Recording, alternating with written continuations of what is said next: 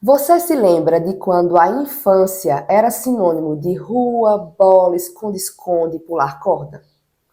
Bom, a maioria das crianças hoje cresce trancada em casa, conectada a uma tela. E essa mudança pode estar custando um preço muito alto à saúde mental, especialmente dessas novas gerações. Eu sou Joyce Araújo, sou psicóloga, sou mãe, e neste vídeo eu quero tratar com vocês a respeito dessas diferenças, desse contraste entre a infância baseada no brincar e a infância baseada no celular.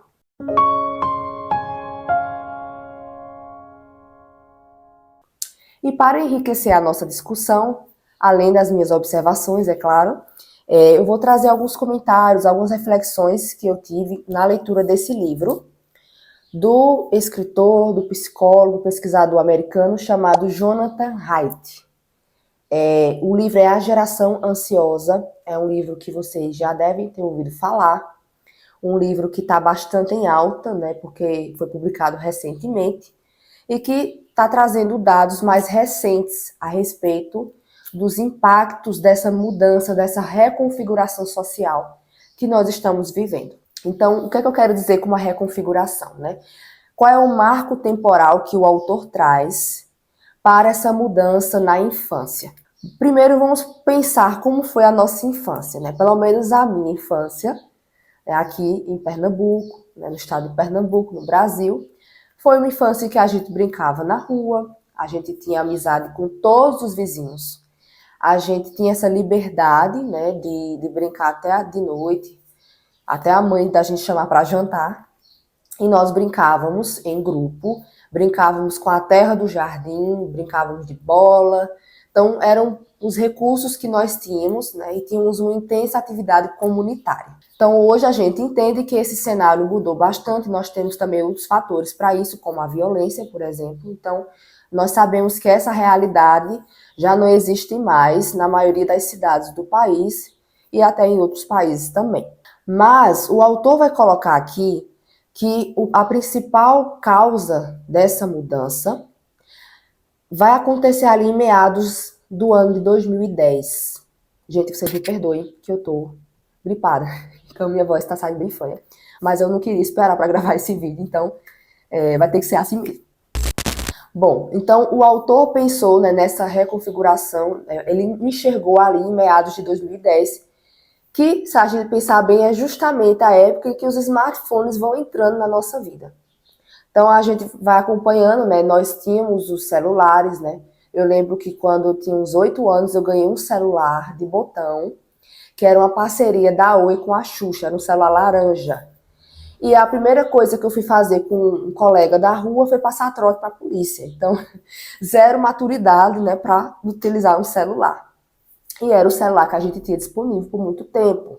Mas com a chegada dos smartphones, nós tivemos ali os aplicativos. Então, aplicativos que permitiam a conversa em tempo real, aplicativos que permitiam compartilhar nossa vida nas redes sociais. Então, foi um mundo que se abriu para todos, né? Tanto para os adultos, mas também para as crianças, porque todos passaram a inserir os celulares na sua rotina. Então, os pais passaram a colocar ali o celular como uma forma de entretenimento, de distração para as crianças. Né? As crianças agora tinham o celular o tempo todo para assistir os desenhos que elas queriam, para jogar, né, para se divertirem, para ocuparem o seu tempo livre.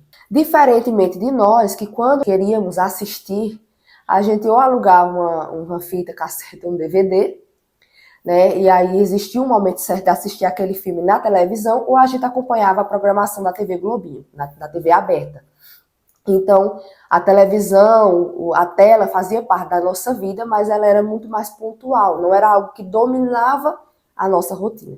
Diferentemente da realidade dos smartphones, porque agora uma criança, ela consegue escolher o desenho que ela quer assistir, às vezes ela nem espera terminar, ela já vai pro próximo, né? A qualquer hora, a qualquer momento, ela tem aquilo à disposição, ou seja, ela tem aquilo de maneira instantânea.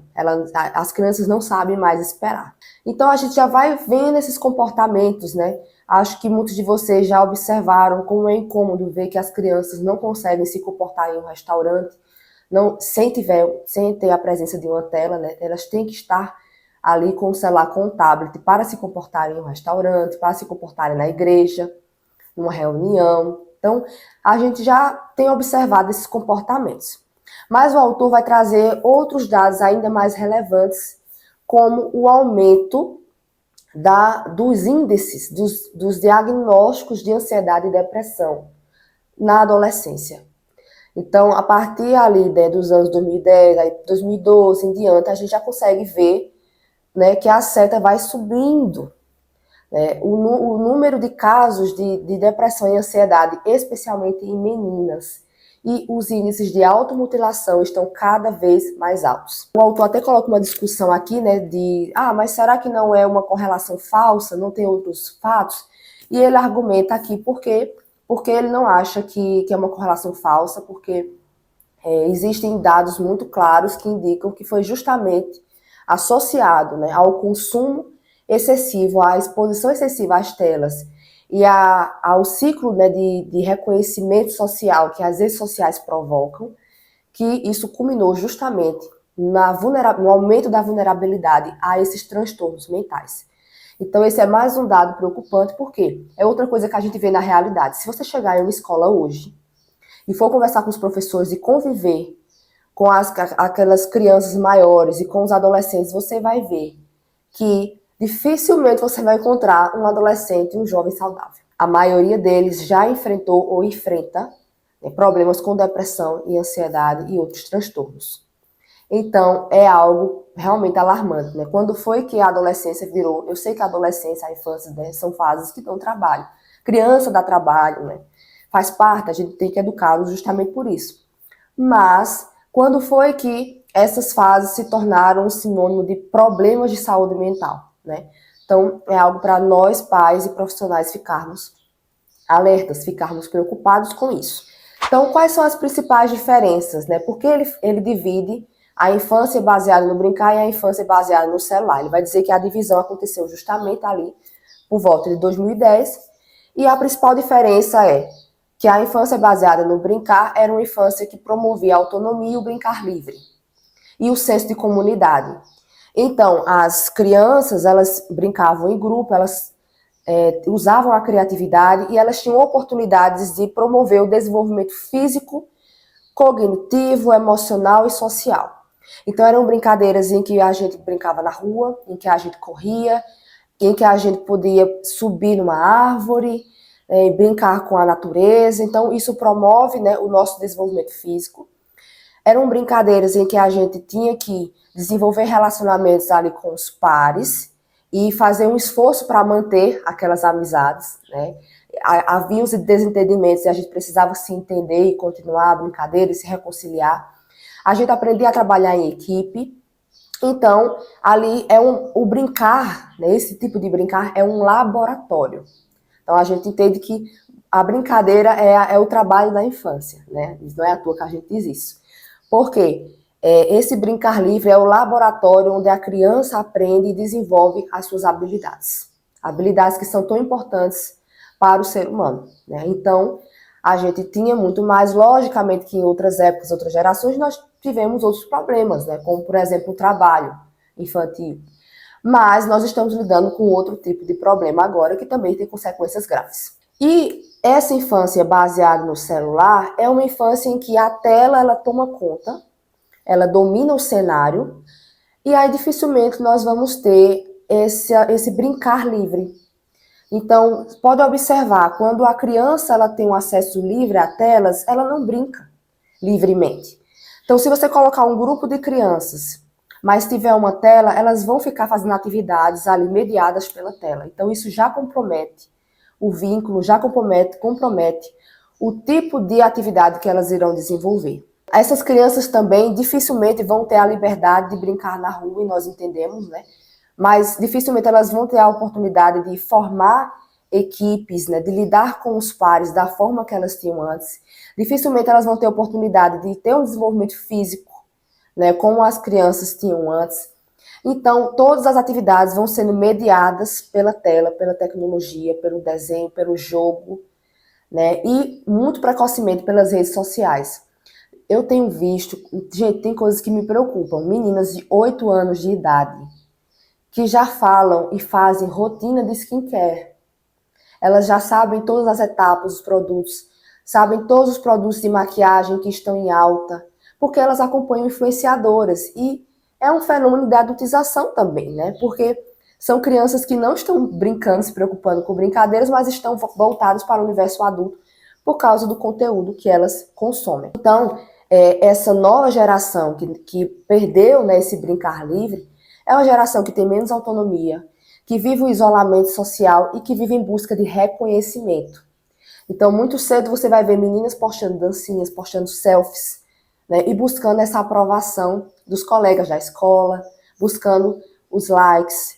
Então, isso traz um preço, um preço muito alto à saúde mental dessas crianças.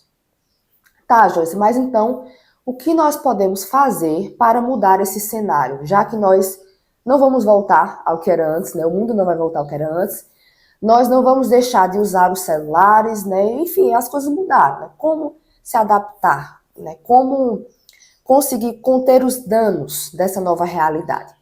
Eu considero algumas medidas muito importantes, e eu falo aqui que são medidas que vão salvar.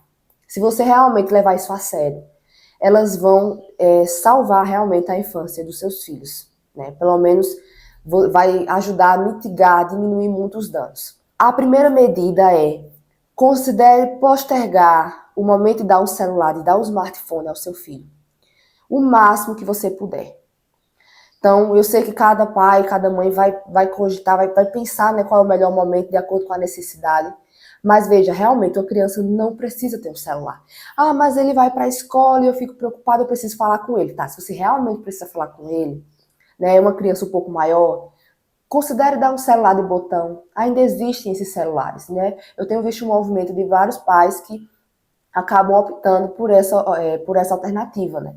De, ao invés de dar um smartphone, dar um celular que permita fazer ligações. Então, eu acredito que é uma medida muito mais benéfica, já que a intenção é se comunicar. Outra medida importantíssima é adiar ao máximo a exposição às redes sociais. Então, não permita que o seu filho tenha uma conta em redes sociais, nem tão cedo. Rede social não é lugar para criança. Rede social é um lugar em que a gente não tem controle dos conteúdos, do que o algoritmo entrega. Então, uma criança ter uma conta no TikTok, uma conta no Instagram, gente, isso é inadmissível. Não permitam. Ah, mas todo mundo tem. Ela chega em casa dizendo que as coleguinhas têm. Aí ela fica conversando com as coleguinhas no WhatsApp. Monitore isso, assuma o controle dessa situação. E aqui eu concordo com o autor quando ele coloca que a idade mínima ideal para uma adolescente ter uma rede social seria 16 anos. E eu concordo que até os 16 anos não há a mínima necessidade de ter uma rede social e não há maturidade para lidar com esse universo das redes sociais. Então, considere isso, né? A gente já sabe que as redes sociais têm uma idade mínima, mas é muito fácil você driblar isso colocando uma data de nascimento falsa, né? Não há nenhum impedimento para você criar uma conta. Então, cabe a nós pais monitorarmos, orientarmos, né, conversarmos sobre isso com os nossos filhos. E a terceira medida é justamente buscar ocasiões, oportunidades e promover esse brincar livre, de acordo com as nossas circunstâncias, que não são as mesmas de antes. Então, é muito importante que a gente busque viver em comunidade, que a gente busque conviver com primos, que a gente busque conviver com amigos que têm filhos e que a gente possa ter momentos, né, em que esses filhos dos nossos amigos brinquem juntos, em que a gente promova atividades na natureza, num sítio, que a gente possa proporcionar esses momentos para as crianças, para que elas brinquem e interajam com o mundo real. Então, quanto mais oportunidades nós tivermos de proporcionar isso, mesmo que não seja o ideal, já vai ser de grande ajuda. Né? E deixar que eles brinquem livremente, sem a mediação das telas, né? Sem que as telas estejam ali entre eles. E que os adultos não interfiram tanto, você já vai perceber que eles vão se organizar, que eles vão criar brincadeiras, eles vão usar a imaginação. E as coisas vão fluir. Né? Eu sempre sou uma defensora também da leitura, né? A leitura desde cedo para crianças, eu acho que é um hábito absolutamente saudável. E eu acho que é uma forma também de exercitar essa imaginação, que é algo que as telas têm roubado das nossas crianças. Então, aqui, esse vídeo é um vídeo para a gente pensar junto e para a gente buscar as alternativas que estão ao nosso alcance. Né? Não é um vídeo para a gente ficar, porque antigamente não tinha isso, e ficar se lamentando. Não, nós precisamos colocar a mão na massa, precisamos agir. Né, em comunidade, né, não só uma pessoa, mas cada um começar a fazer as mudanças necessárias, a gente já vai começar a ver essa mudança social, né, de acordo com as nossas possibilidades. Então, era isso que eu queria conversar com vocês. Eu espero que esse conteúdo tenha sido útil. E se você gostou, deixe o seu like, deixe seu comentário, deixe suas sugestões, né, aqui nos comentários. Compartilhe esse vídeo com alguém que possa se beneficiar desse conteúdo e não deixe de se inscrever no canal. Até o próximo vídeo. Tchau!